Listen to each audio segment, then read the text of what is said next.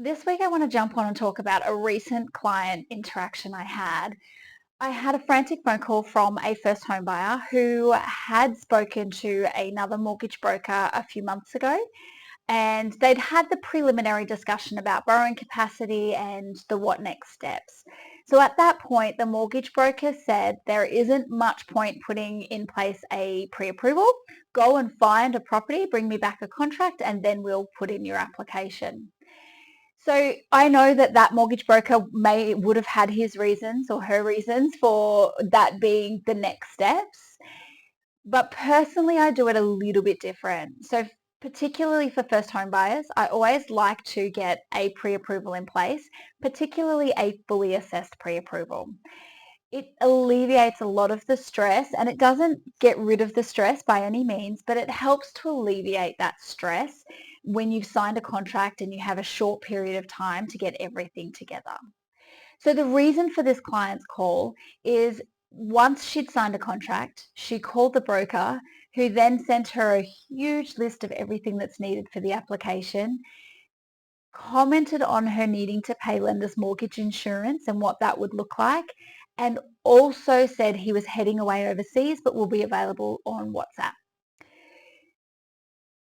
Now, obviously, by the time she called me, she was very stressed. She was hoping to have had most of that paperwork done before she'd signed a contract.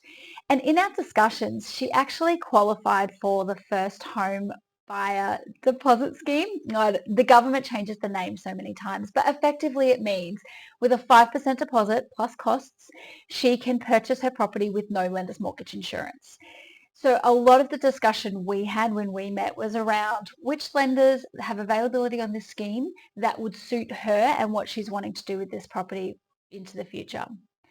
So I'm really pleased to say that we were able to, without too much drama and really quickly, get an application into a lender that has no lender's mortgage insurance, strong borrowing capacity, and it really looks like a nice, strong application.